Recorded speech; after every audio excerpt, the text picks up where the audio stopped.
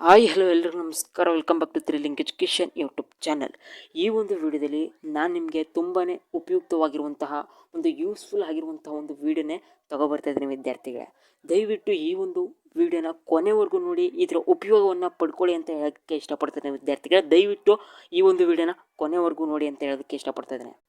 ಮತ್ತು ಈ ಒಂದು ವಿಡಿಯೋದಲ್ಲಿ ಎಕ್ಸಾಮ್ಗೆ 1 ಅಥವಾ 2 ದಿನ ಇರಬೇಕಾದ್ರೆ ಯಾವ ರೀತಿ ನಾವು ಅಧ್ಯಯನವನ್ನು ಸ್ಟಡಿಯನ್ನು ಮಾಡಬೇಕು, ಎಕ್ಸಾಮ್ಗೆ ಯಾವ ರೀತಿ ಫೋಕಸ್ ಆಗಿ ನಾವು ಸ್ಟಡಿಯನ್ನು ಮಾಡಬೇಕು, ಕಾನ್ಸಂಟ್ರೇಷನ್ ಇಟ್ಟು ಯಾವ ರೀತಿ ಓದಬೇಕು ಅನ್ನೋದ್ರ ಬಗ್ಗೆ ಈ ಒಂದು ವಿಡಿಯೋದಲ್ಲಿ ಮಾಡ್ತಾ ಇದ್ದೀನಿ. ಈ ಒಂದು ವಿಡಿಯೋ ತುಂಬಾ ಉಪಯುಕ್ತವಾಗಿರ್ತದೆ. ಈ ಒಂದು ವಿಡಿಯೋ ಯಾರು ನೋಡ್ತಾ ಇರ್ತಾರೆ ಇವರೆಲ್ಲರೂ ಕೂಡ ಪಾಸ್ ಆಗೋದು 100% ಆಗಿರುತ್ತೆ. ನಾನು ಹೇಳೋ ರೂಲ್ಸ್ಗಳನ್ನ ಫಾಲೋ ಮಾಡೋದ್ರಲ್ಲಿ ನೀವು 100% ನೀವು ಪಕ್ಕ ಪಾಸ್ ಆಗಿ ಆಯ್ತೀರ ಅಂತ ನೀವು ಹೇಳ್ಬೋದಾಗಿದೆ. ದಯವಿಟ್ಟು ಈ ಒಂದು ವಿಡಿಯೋನ ಕೊನೆವರೆಗೂ ನೋಡಿ ಅಂತ ಹೇಳೋದಕ್ಕೆ ಇಷ್ಟಪಡ್ತೇನೆ ವಿದ್ಯಾರ್ಥಿಗಳ. ನೀವೆಲ್ಲರೂ ಕೂಡ ಪಾಸ್ ಆಗಬೇಕು ಅನ್ನೋದಾಗಿದ್ದರೆ ದಯವಿಟ್ಟು ಕೊನೆವರೆಗೂ ನೋಡಿ, ಓಕೆನಾ. ಎಕ್ಸಾಮ್ಗೆ 1 ಅಥವಾ 2 ದಿನ ಇರಬೇಕಾದ್ರೆ ನೀವು ಈ ಒಂದು ವಿಡಿಯೋನ ನೋಡ್ತಾ ಇದ್ದೀನಿ ಅನ್ನೋಕ್ಕೆ ಇಷ್ಟಪಡ್ತಾ ಇದ್ದೀನಿ, ಅಂದ್ಕೊಂಡಿದ್ದೀನಿ. ನೀವು ಹಂಗೆ ಮಾಡಿರ್ತೀರ. ಎಕ್ಸಾಮ್ಗೆ 1 ಅಥವಾ 2 ದಿನ ಬಾಕಿ ಇರಬೇಕಾದ್ರೆ ನೀವು ಈ ಒಂದು ವಿಡಿಯೋನ ನೋಡ್ತಾ ಇರ್ತೀರ. ಬನ್ನಿ, ಸುಮ್ಮನೆ ಟೈಮ್ ವೇಸ್ಟ್ ಮಾಡೋದು. ನಿಮಗೂ ಟೈಮ್ ವೇಸ್ಟ್ ಐತೆ, ನಿಮಗೂ ಎಕ್ಸಾಮ್ ಹತ್ರ ಬರ್ತೈತೆ, ನಂದು ಟೈಮ್ ವೇಸ್ಟ್ ಐತೆ. ಅದಕ್ಕೋಸ್ಕರ ಬನ್ನಿ ಆದಷ್ಟು ಬೇಗನೆ ವಿಡಿಯೋ ಶುರು ಮಾಡೋಣ. ಆದರೆ ಅದಕ್ಕೂ ಮುಂಚೆ ನನ್ನ ಚಾನಲ್ಗೆ ಇನ್ನೂ ಸಬ್ಸ್ಕ್ರೈಬ್ ಆಗಿಲ್ಲ, ಇನ್ನೂ ಒಂದು ಲೈಕ್ ಮಾಡಿಲ್ಲ, ಹಾಗೆ ಈ ಒಂದು ವಿಡಿಯೋನ ನೋಡ್ತಾ ಇದ್ದೀನಿ ಅನ್ನೋದಾಗಿದ್ದರೆ ದಯವಿಟ್ಟು ಈಗಲೇ ಹೋಗಿ ಅಲ್ಲಿ ಕೆಳಗಡೆ ಕಾಣಿಸ್ತಿರೋ ಸಬ್ಸ್ಕ್ರೈಬ್ ಬಟನ್ನ ಒತ್ತಿ ಆಲ್ ನೋಟಿಫಿಕೇಷನ್ನ ಸೆಲೆಕ್ಟ್ ಮಾಡ್ಕೊಂಡು ಈ ಒಂದು ವಿಡಿಯೋಗೆ ಲೈಕನ್ನು ಮಾಡಿ ಮತ್ತು ಈ ಒಂದು ವಿಡಿಯೋನ ಕಂಟಿನ್ಯೂ ಮಾಡಿ ಅಂತ ಹೇಳೋಕ್ಕೆ ಇಷ್ಟಪಡ್ತಾ ಇದ್ದೀನಿ ವಿದ್ಯಾರ್ಥಿಗಳ. ಬನ್ನಿ ಹಾಗಾದರೆ ವಿಡಿಯೋನ ಶುರು ಮಾಡೋಣ. ಮೊದಲನೇದಾಗಿ ಈ ಒಂದು ವಿಡಿಯೋದಲ್ಲಿ ಮೊದಲನೇ ಪಾಯಿಂಟನ್ನು ನೋಡೋಣ, ಓಕೆನಾ. ಯಾವ ರೀತಿ ಎಕ್ಸಾಮ್ಗೆ 1 ದಿನ ಇರಬೇಕಾದ್ರೆ ಯಾವ ರೀತಿ ತಯಾರಿ ಮಾಡೋದಕ್ಕೆ ಮೊದಲನೇ ಪಾಯಿಂಟ್ ನಾನು ನೋಡೋದಾದರೆ ಪೀಸ್ ಆಫ್ ಮೈಂಡ್ ಅಂತ. ಮೊದಲನೇ ಪಾಯಿಂಟ್ ಪೀಸ್ ಆಫ್ ಮೈಂಡ್. ಏನಿಲ್ಲ, ನೀವು ಎಕ್ಸಾಮ್ಗೆ ಕೂತ್ಕೋಬೇಕಾದ್ರೆ ಎಕ್ಸಾಮ್ಗಲ್ಲ, ನೀವು ಎಕ್ಸಾಮ್ಗೆ ಪ್ರಿಪ್ರೇಷನ್ಗೆ ಕೂತ್ಕೋಬೇಕಾದ್ರೆ ಪೀಸ್ ಆಫ್ ಮೈಂಡ್ ಆಗಿರಬೇಕು. ಯಾವುದೇ ರೀತಿ ಟೆನ್ಷನು ಸ್ಟ್ರೆಸ್ಸಸ್ ಇರಬಾರ್ದು, ಕ್ಲೀನಾಗಿರಬೇಕು, ಮೈಂಡ್ ಕ್ಲೀನ್ ಇರಬೇಕು. ಹಂಗಿದ್ರೆ ಮಾತ್ರ ನೀವು ಅತಿ ಹೆಚ್ಚು ಓದಿದ್ದು ಪ್ರತಿಯೊಂದು ಪಾಯಿಂಟು ನೆನಪಿನಲ್ಲಿ ಇಟ್ಕೊಳ್ಳೋಕ್ಕೆ ಸಾಧ್ಯ ಆಗುತ್ತೆ. ಅದಕ್ಕೋಸ್ಕರ ಪೀಸ್ ಆಫ್ ಮೈಂಡ್ ಆಗಿರಬೇಕು. ಯಾವುದೇ ರೀತಿ ಟೆನ್ಷನ್ಸ್ ಇರಬಾರ್ದು, ಓಕೆನಾ. ಎನಿ ಟೆನ್ಷನ್ಸ್ ಇರಬಾರ್ದು, ಓನ್ಲಿ ಶಾಂತವಾಗಿರಬೇಕು. ನೀವು ಓದೋಕ್ಕಿಂತ ಮುಂಚೆನೇ ಸ್ಟಡಿಗೆ ಅಂತ ಕೂತ್ಕೋತಿರಲ್ವ, ಆಗ ಡೀಪ್ ಬ್ರೀತ್, ದೀರ್ಘವಾದ ಉಸಿರಾಟವನ್ನು ಆಡಬೇಕಾಯ್ತೆ. ಹಂಗೆ ಆ ರೀತಿ ಮಾಡೋದ್ರಿಂದ ನಿಮಗೆ ಓದೋದ್ರ ಮೇಲೆ ಫೋಕಸ್ ಬರುತ್ತೆ, ಕಾನ್ಸಂಟ್ರೇಷನ್ ಬರುತ್ತೆ, ಓಕೆನಾ. ಇದು ಮೊದಲನೇ ಪಾಯಿಂಟು ಪೀಸ್ ಆಫ್ ಮೈಂಡ್. ಇನ್ನು ಎರಡನೇ ಪಾಯಿಂಟು ನೋಡೋದಾದರೆ ರಿವ್ಯೂ ಯುವರ್ ಸಿಲೆಬಸ್ ಅಂತ, ಓಕೆನಾ. Review your syllabus. ನಿಮಗೆ ನಿಮ್ಮ ತರಗತಿಯಲ್ಲಿ ಹೇಳಿರ್ತಾರೆ, ಟೀಚರ್ಸ್ಗಳು ಎಲ್ಲ ಹೇಳಿರ್ತಾರೆ, ನಿಮಗೆ ಯಾವ್ಯಾವ ಸಿಲೆಬಸ್ ಇಂಪಾರ್ಟೆಂಟ್ ಆಗಿರುತ್ತೆ ಅನ್ನೋದು ನಿಮಗೆ ತಿಳಿಸಿರ್ತಾರೆ, ನಿಮಗೂ ಕೂಡ ಗೊತ್ತಿರುತ್ತೆ. ಆ ಒಂದು ಇಂಪಾರ್ಟೆಂಟ್ ಸಿಲೆಬಸ್ನ ರಿವ್ಯೂ ಮಾಡಬೇಕಾಯ್ತೆ. ಆ ಒಂದು ಸಿಲೆಬಸ್ನ ನೀವು ಓದಿದ್ದ ಅತಿ ಹೆಚ್ಚು ಓದಬೇಕಾಯ್ತೆ, ಅತಿ ಹೆಚ್ಚು ರಿವ್ಯೂ ಮಾಡಬೇಕಾಯ್ತೆ, ರಿವಿಷನ್ ಮಾಡಬೇಕಾಯ್ತೆ. ಅದರಿಂದ ನಿಮಗೆ 70% ಮಾರ್ಕ್ಸ್ ತಗೊಳ್ಕೊಂಥ ಅವಕಾಶಗಳು ಅತಿ ಹೆಚ್ಚಾಗಿರ್ತವೆ. ಅದರಿಂದ ಇದು ಎರಡನೇ ಪಾಯಿಂಟು, ರಿವ್ಯೂ ಯುವರ್ ಸಿಲೆಬಸ್ ಅಂತ, ಓಕೆನಾ. ಇದು ಎರಡನೇ ಪಾಯಿಂಟ್ ಆಗಿರುತ್ತೆ. ಇನ್ನು ಮೂರನೇ ಪಾಯಿಂಟ್ ನಾವು ನೋಡೋದಾದರೆ ರೀಡ್ ಈಸಿ ಪೋರ್ಷನ್ಸ್, ಓಕೆನಾ. ರೀಡ್ ಈಸಿ ಪೋರ್ಷನ್ಸ್ ಅಂತ. ಏನು ಇದು ರೀಡ್ ಈಸಿ ಪೋರ್ಷನ್ಸ್ ಅಂದರೆ, ನಿಮಗೆ ಯಾವುದು ಈಸಿಯಾಗಿ ಅನಿಸುತ್ತೆ, ಮನಸ್ಸಿಗೆ ಈಸಿ ಅನಿಸುತ್ತೆ, ಈ ಪೋರ್ಷನ್ಸ್ ಓದೋದ್ರಿಂದ ಮನಸ್ಸಿಗೆ ಖುಷಿ ಅನಿಸ್ಬೇಕು, ಆ ರೀತಿ ನೀವು ಪೋರ್ಷನ್ಸನ್ನು ಚೂಸ್ ಮಾಡ್ಕೊಂಡು ಓದಬೇಕಾಯ್ತೆ.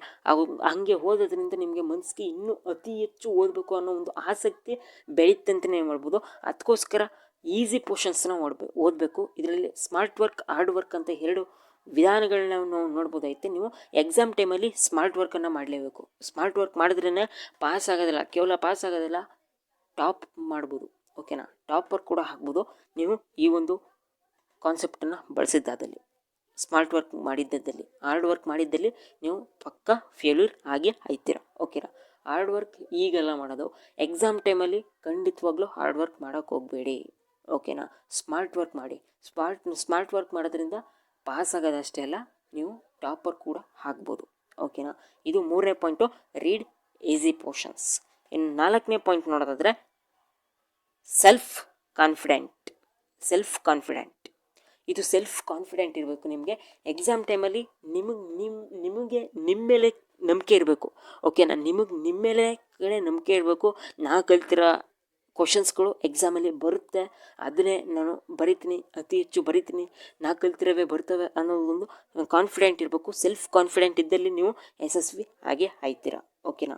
ಇನ್ನು next 4th point, total question papers of the year. ಇದೊಂದು 4th ಪಾಯಿಂಟ್ ಆಗಿರುತ್ತೆ. Total question papers of the year ಇದು ಒಂದು ಮೇನ್ ಪಾರ್ಟ್ ಅಂತಲೇ ಹೇಳ್ಬೋದು. ಎಕ್ಸಾಮ್ ಟೈಮಲ್ಲಿ ರಿವಿಷನ್ ಮಾಡೋದಕ್ಕೆ ಇದೊಂದು ಮೇನ್ ಪಾರ್ಟ್ ಅಂತಲೇ ಹೇಳ್ಬೋದು.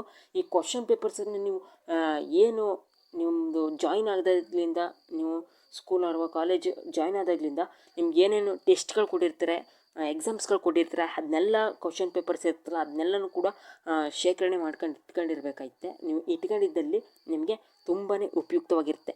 ಹೆಂಗಾರ ಮಾಡ್ಕೊಂಡು ಸೇರಿಸ್ಲೇಬೇಕಾಗುತ್ತೆ. ಸೇರಿಸ್ಕೊಂಡು ಎಲ್ಲನೂ ಕೂಡ ಒಂದು ಕಡೆ ಇಟ್ಕೊಂಡು ಯಾವುದು 5 ಮಾರ್ಕ್ಸ್ 10 ಮಾರ್ಕ್ಸ್ 2 ಮಾರ್ಕ್ಸ್ ಎಲ್ಲದರಲ್ಲೂ ನೋಡಬೇಕಾಗುತ್ತೆ. ಎಲ್ಲ ನೋಡಿದಾಗ ಅಲ್ಲಿ ಕಾಮನ್ ಕ್ವಶನ್ಸ್ಗಳು ಅಂತ ಇದ್ದೇ ಇರುತ್ತೆ. ಎಲ್ಲ ಪೇಪರ್ಸ್ಗಳಲ್ಲೂ ಒಂದೇ ಸೇಮ್ ಕ್ವಶನ್ಸ್ಗಳು ಬಂದಿರ್ತವೆ. ಆ ಕ್ವಶನ್ ಪೇಪರ್ಸ್ಗಳನ್ನ ನೀವು ಒಂದು ಕಡೆ ಸಪ್ರೇಟಾಗಿ ಬರೆದು ಅದ್ರ ಕಡೆ ಅತಿ ಹೆಚ್ಚು ಫೋಕಸ್ ಮಾಡಿ ಕಾನ್ಸಂಟ್ರೇಷನ್ ಮಾಡಿ ಕಲೀಲೇಬೇಕಾಗುತ್ತೆ. ಅದನ್ನು ಕಲ್ತಿದ್ದಾದ್ರಲ್ಲಿ ನೀವು ಪಾಸ್ ಆಗೋದಲ್ಲ, ಟಾಪರ್ ಹಾಗೆ ಆಗ್ಬೋದು. ಇದು ಮೇನ್ ಕಾನ್ಸೆಪ್ಟ್ ಆಗಿರುತ್ತೆ.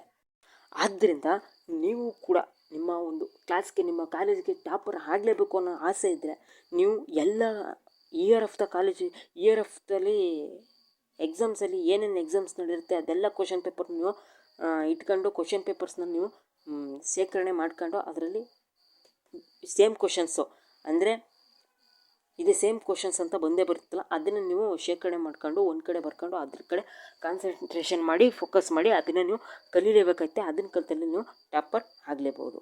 ಓಕೆನಾ. ಇನ್ನು 5th ಪಾಯಿಂಟ್, ಮಾರ್ನಿಂಗ್ ರಿವಿಷನ್. ಎಕ್ಸಾಮ್ಗೆ 1 ಅಥವಾ 2 ದಿನ ಇದ್ದಾಗ ಮಾರ್ನಿಂಗಲ್ಲಿ ರಿವಿಷನ್ ಮಾಡಬೇಕು ಅಷ್ಟೇ.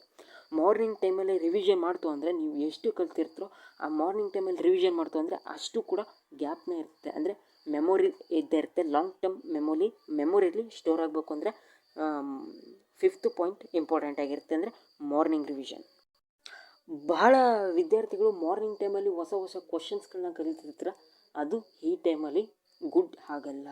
ಓಕೆನಾ. ಅದು ಫೇಲ್ಯೂರ್ ಆಗುತ್ತೆ. ಆದ್ದರಿಂದ ಮಾರ್ನಿಂಗ್ ಟೈಮಲ್ಲಿ ರಿವಿಷನ್ ಮಾಡಬೇಕಾಗುತ್ತೆ. ನೀವೇನೇನು ಕಲ್ತಿರ್ತೀರ ಅದನ್ನೆಲ್ಲ ರಿವಿಷನ್ ಮಾಡಲೇಬೇಕು. ಇದು ನಿಮಗೆ ಬಹಳ ಯೂಸ್ಫುಲ್ ಆಗಿರುತ್ತೆ. ಓಕೆನಾ.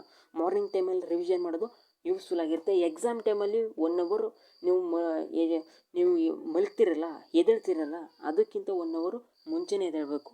ಇದು ಇನ್ನೂ ನೀವು ಈವ್ನಿಂಗ್ ಟೈಮಲ್ಲಿ ಸ್ಟಡಿ ಮಾಡೋದು ಮಾರ್ನಿಂಗ್ ಟೈಮಲ್ಲಿ 10 ಪಟ್ಟು ಜಾಸ್ತಿ ಸ್ಟಡಿ ಮಾಡ್ದಂಗೆ ಇರುತ್ತೆ.